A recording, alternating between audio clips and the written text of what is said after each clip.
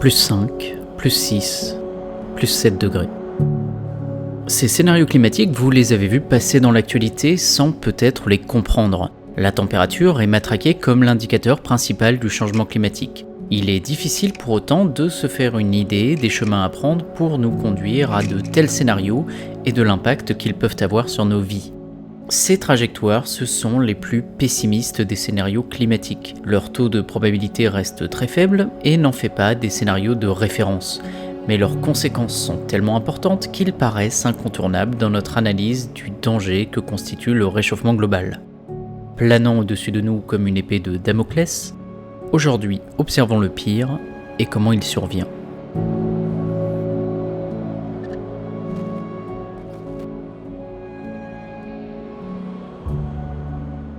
Prenons actuellement la simulation la plus pessimiste qui existe sur le sujet. Elle monte jusqu'à plus 7 degrés. Il s'agit de l'écart de température globale entre la période pré-industrielle et celle de l'échéance 2100. Elle intègre donc en partie la hausse des températures déjà observées. Une variation de degré du climat a des conséquences bien supérieures aux variations de température qu'on peut observer à la météo. Une image qui est très reprise pour illustrer ce phénomène, c'est l'Europe d'il y a 20 000 ans. En pleine période glaciaire, totalement différente de celle que l'on connaît aujourd'hui. Et pourtant, seulement 5 degrés à l'échelle du climat nous en séparent. Une hausse de plus 7 degrés de la température globale provoquerait dans notre quotidien une augmentation bien supérieure de la moyenne des températures sur les continents, et même plus si on regarde les températures les plus extrêmes. Ces variations dépendent également de où vous vous situez sur le globe. Alors, au regard des différents modèles pessimistes qui projettent des températures entre plus 5 ou plus 7 degrés, et notamment le plus connu, c'est le scénario RCP 8.5 du GIEC, on est en droit de se demander comment on en arrive là. Et il existe deux origines majeures. La cause anthropique, qui est directe, il s'agit de l'action des sociétés humaines sur le climat, qui provoque une cause indirecte, climatique. C'est l'amplification des perturbations par des mécanismes naturels. Concentrons-nous dans un premier temps sur un panorama des actions humaines qui peuvent conduire à un réchauffement aussi massif, pour observer ensuite comment le climat s'emballe. Car c'est bien connu, tout commence toujours par nos actions.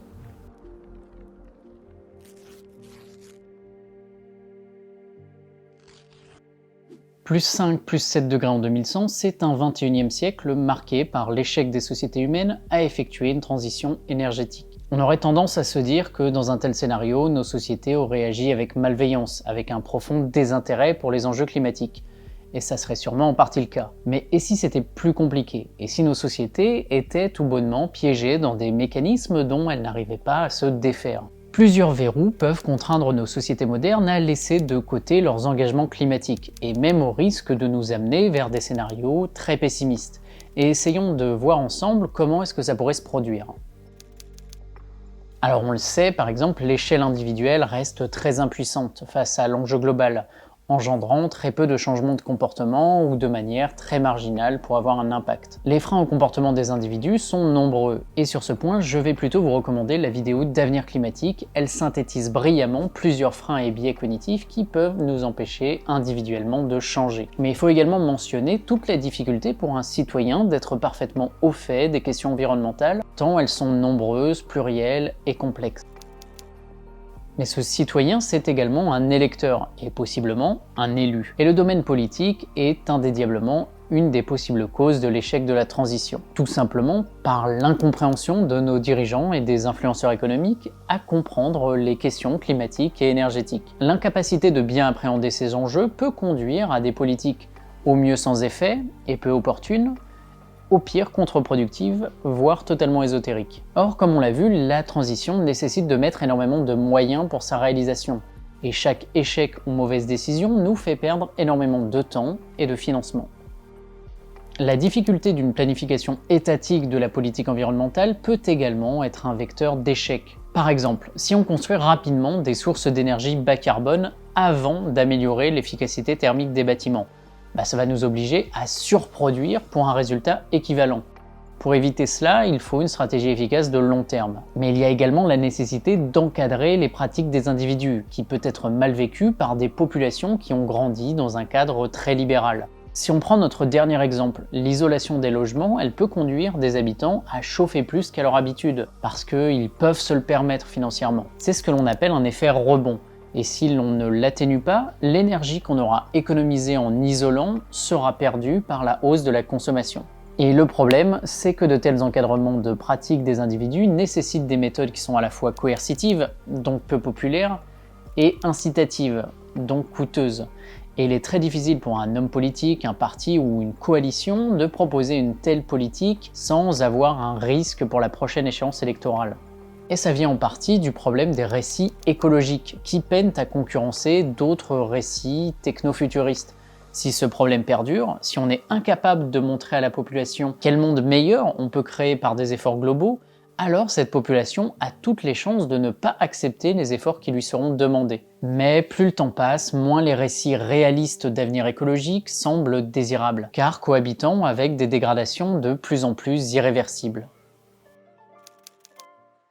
Si on se concentre sur l'aspect économique et financier du problème, et que l'on explore brièvement quelques pistes de notre modèle économique qui peuvent nous conduire à l'échec de nos objectifs climatiques. Alors la première, ça serait la non-survenance du découplage économique. Le découplage, c'est l'idée que l'on peut à la fois augmenter la croissance économique tout en faisant baisser de manière absolue les émissions de gaz à effet de serre. Si le découplage a lieu, la croissance économique n'est plus liée à l'augmentation des émissions de gaz à effet de serre. C'est l'objectif des politiques actuelles qui souhaitent conserver l'indicateur de croissance comme le principal prisme de lecture de l'économie, mais ce découplage est loin d'être aussi évident et il est même considéré par plusieurs méta-analyses comme étant actuellement hors de portée, en tout cas pour l'échelle mondiale. Si ces auteurs ont raison et que nous maintenons une politique de croissance, nos impacts environnementaux ne cesseront donc de croître. Un autre frein à la transition écologique est la problématique de l'emploi, un indicateur très important pour l'économie et qui conditionne très souvent la popularité des dirigeants en place. La disparition d'emplois dans les énergies fossiles ou dans des secteurs polluants peut freiner l'ambition écologique d'un bon nombre de responsables politiques, car toutes les énergies ne se valent pas en termes d'emplois créés. Et même si certains secteurs écologiques créent parfois plus d'emplois, cela ne résout pas entièrement la problématique. Ces emplois ne sont pas véritablement substituables, car ils sont techniques et difficilement accessibles à des personnes qui seraient en reconversion professionnelle. Et ça nous évoque également le coût économique de la transition écologique. On se rend compte qu'il faut voir les choses en grand, en tout cas bien plus que les ambitions qu'on affiche aujourd'hui. Il est nécessaire d'effectuer rapidement ces investissements car les échéances climatiques se rapprochent de plus en plus. Or, il existe deux problèmes. D'une part, le financement public est actuellement limité par un refus d'un endettement massif des États. Et d'autre part, le financement privé est aujourd'hui à la peine car il ne semble pas trouver opportun d'investir très massivement dans un avenir hypothétique. Et ce pessimisme des financiers s'exprime notamment par des taux négatifs. Et là, je vous encourage à visionner la vidéo d'Olivier Passet de Xerfi-Canal si vous souhaitez creuser le sujet.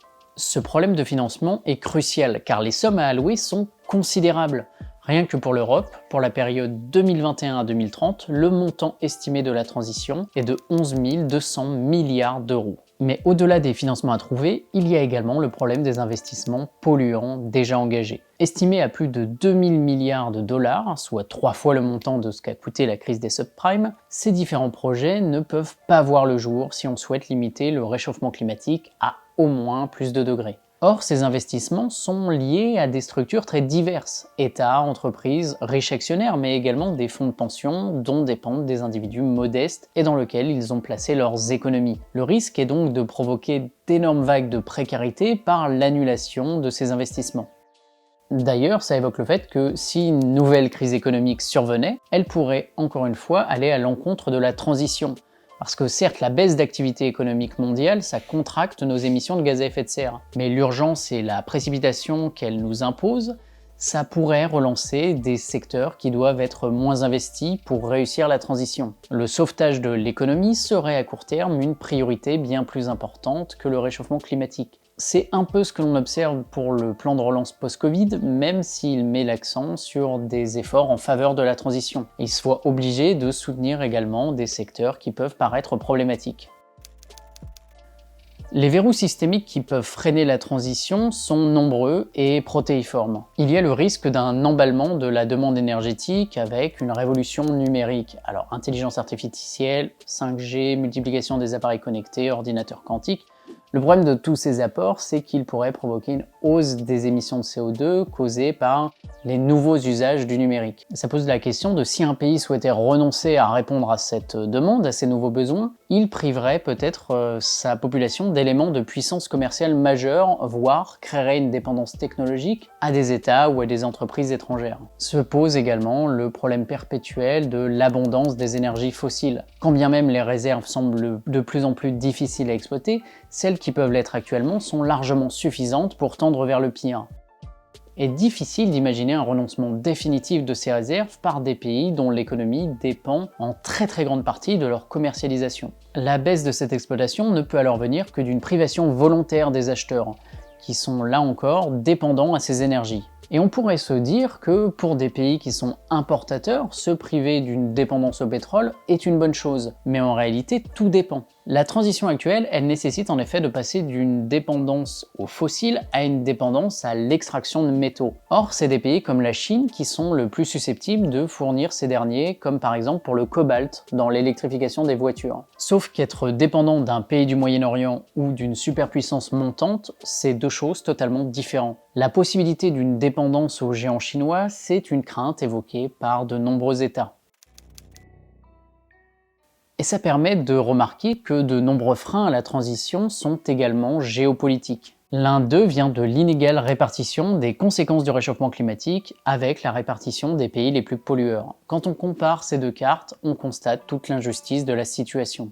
Le fait que les pays fortement émetteurs de gaz à effet de serre soient tardivement touchés n'incite pas ces derniers à réagir de manière rapide, causant des dommages irréversibles dans des zones du globe directement touchées. Et certaines de ces zones du globe n'ont pas encore effectué de transition démographique, alors même qu'un moteur de cette transition, c'est l'amélioration des conditions de vie de la population. Alors il paraît évident qu'en cas de réchauffement rapide, ces conditions peineront à émerger. La population mondiale ne parviendra peut-être pas alors à se stabiliser comme l'espèrent certains démographes. Ça augmentera ainsi un peu plus l'empreinte des humains sur le globe, alors qu'on souhaite garantir à tous ces individus un niveau de vie plus élevé. Mais il faut noter qu'ici, là, on pointe le cas des pays en voie de développement et de l'emballement de leur démographie. Mais la problématique de la démographie, elle concerne totalement nos pays développés. Nos modèles sociaux, comme la retraite, sont pensés pour n'exister qu'avec une croissance de la démographie. Cela nous permet de générer plus d'actifs pour financer les retraites d'une petite partie de la population. Et sans cette croissance, l'équilibre de nos systèmes sociaux est rompu. Nos modèles sont donc loin d'être parfaits, mais il en existe d'autres qui sont encore peut-être moins enviables. Alors j'aimerais qu'on se concentre sur l'exemple chinois. La Chine, c'est devenu en quelques années l'un des plus gros émetteurs de gaz à effet de serre. Mais ces émissions, elles ont permis de voir son alphabétisation et son espérance de vie augmenter, voir sa mortalité infantile baisser, l'émergence de meilleurs soins, de meilleures conditions de vie. Et tout ça dans une période de temps très courte, et grâce à l'exploitation d'énormément d'énergie fossile, même si elle planifie à l'avenir une transition ambitieuse. Et le problème, c'est que des pays en voie de développement peuvent évidemment s'inspirer de ce contre-exemple, car la promotion d'un modèle de développement en priorité écologique vanté par les pays développés, c'est long dans le temps, c'est coûteux dans sa mise en place, alors que eux-mêmes ont bâti leur développement sur des énergies fossiles.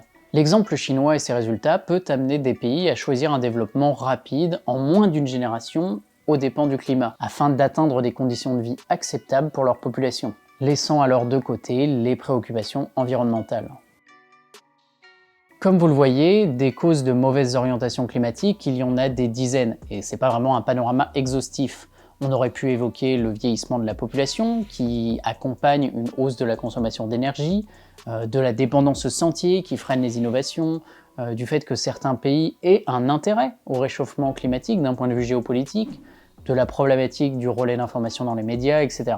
En fait, les mauvaises voies possibles sont loin d'être aussi abstraites ou improbables qu'on pourrait le penser. Mais une fois qu'on a dit tout cela, que la société aurait fait de mauvais choix, augmenté drastiquement la concentration de gaz à effet de serre dans l'atmosphère, comment est-ce que le climat s'emballe pour se diriger vers le pire ?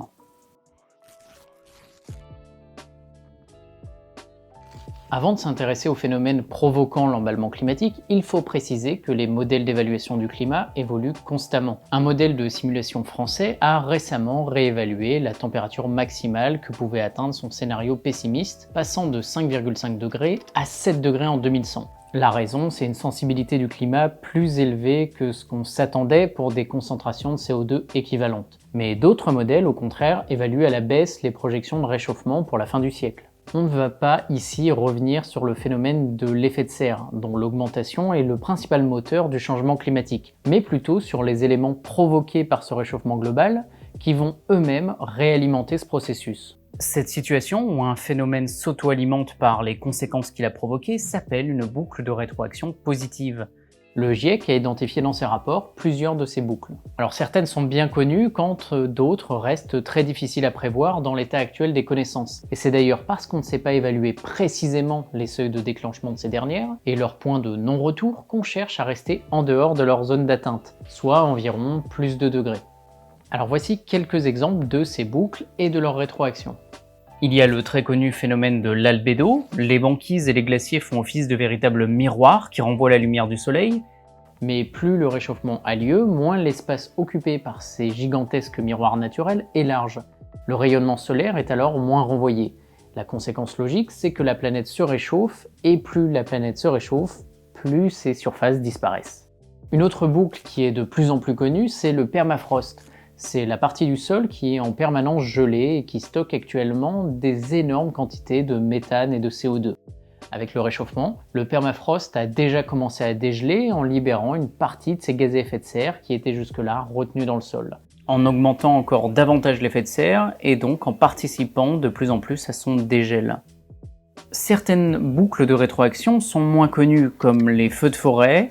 Plus le climat est chaud, plus les incendies peuvent être fréquents, occasionnant des dégâts considérables sur les forêts, qui sont des puits carbone naturels. Et encore une fois, sans ces puits, le climat se réchauffe et la boucle continue, et ainsi de suite. Ce qu'il faut comprendre, c'est qu'en plus de s'alimenter elles-mêmes, ces boucles participent au déclenchement d'autres phénomènes. Certains processus se déclenchent à partir d'un seuil de réchauffement de plus 3 degrés, mais peuvent provoquer par leur déclenchement une hausse des températures globales, de plus 5 degrés, etc., etc. C'est une terrible suite de dominos climatiques en quelque sorte. Et c'est ça le risque d'emballement du climat. Un risque qui, en cas de déclenchement, nous fait perdre notre emprise sur les événements, car nous perdrons alors une immense partie de nos capacités d'action. Et ce qu'il y a d'inquiétant avec ces rétroactions, c'est qu'on commence juste à bien les comprendre. Le GIEC tient ainsi une évaluation de ces dernières et précise l'état des connaissances pour chacune d'entre elles. Pour l'albédo par exemple, on pense qu'on a franchi un point critique, où la situation ne peut sûrement pas s'améliorer.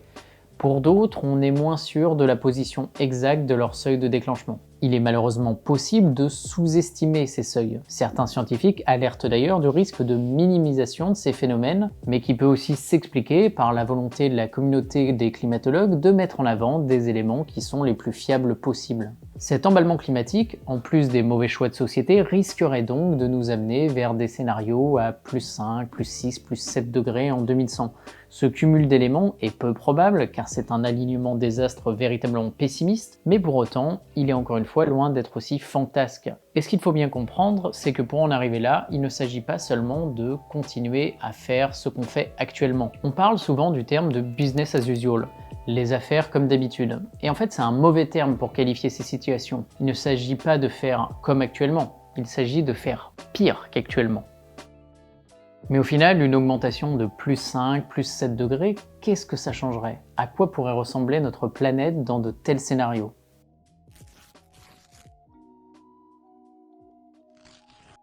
S'il est possible de dresser un portrait robot partiel d'une telle situation, de mettre en avant des éléments de preuve, il faut être honnête.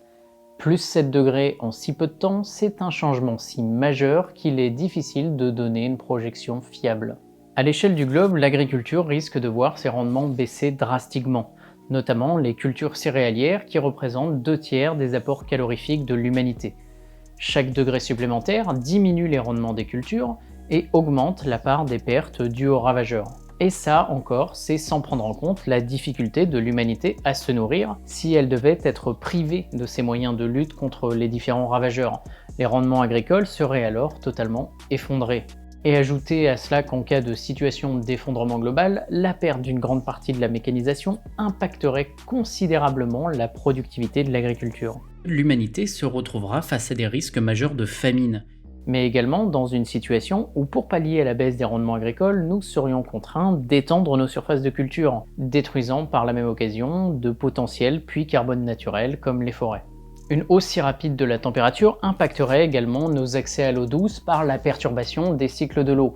Une majorité de la population se retrouverait alors confrontée à des problématiques de stress hydrique, alors que seulement 9% de la population était confrontée à ces enjeux en 2008. Le réchauffement impacterait également nos océans. D'une part car l'absorption du CO2 acidifierait le milieu marin, ayant pour conséquence d'importants dégâts sur les stocks de biodiversité marine, dont dépend une grande partie de la population pour son alimentation. Mais en plus, un tel réchauffement laisse à craindre une montée des eaux plus rapide, pouvant dépasser les 1,50 m en 2100.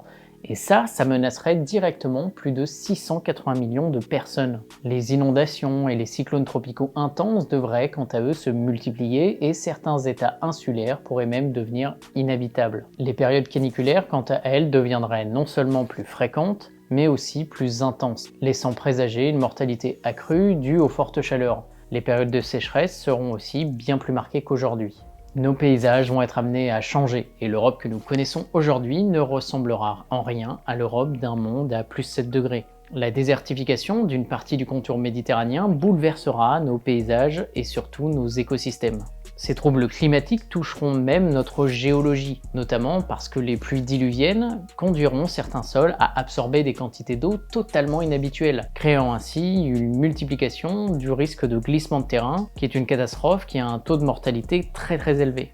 Mais c'est surtout du côté de la biodiversité qu'un scénario à plus 7 degrés serait un véritable cataclysme. Les espèces, qu'elles soient végétales ou animales, sont adaptées pour des milieux spécifiques. Mais la rapidité du changement climatique transforme les écosystèmes à des vitesses telles que les espèces sont contraintes de migrer quand c'est possible vers des zones climatiques plus adaptées. Et tout dépend alors de leur capacité à suivre cette évolution sur une très courte durée. Et c'est pas souvent le cas pour beaucoup de végétaux et de nombreux animaux. La température en elle-même est destructrice d'écosystèmes très spécifiques. Les forêts boréales, les banquises, les récifs coralliens. Et ces bouleversements multiples impacteraient de manière conséquente la biodiversité et ses équilibres. Un réchauffement aussi rapide acterait définitivement notre période comme la potentielle 6e extinction de masse du vivant. Mais nos propres sociétés sont tout aussi fragiles face à de tels scénarios. Les assurances ne sont plus en mesure de couvrir économiquement un grand nombre de risques naturels et voyant leurs coûts augmenter d'année en année. Les besoins de base des populations seraient sous constante tension et le coût de l'adaptation de tels bouleversements climatiques est sans commune mesure avec nos dépenses actuelles. Le rapport Stern fait mention d'une perte pouvant aller jusqu'à 20% du PIB mondial chaque année dans les pires scénarios. Autant dire que dans de tels cas, les cartes sont totalement rabattues. Les flux de migration pour cause de changement climatique seraient potentiellement plus massifs. Nos sociétés se verraient alors contraintes de revoir leurs priorités d'action. La géopolitique mondiale serait quant à elle très différente, car dans un tel scénario, les ressources d'énergie fossiles sont considérablement réduites, et les tensions pour les terres rares attiseraient le risque de nouveaux conflits entre États.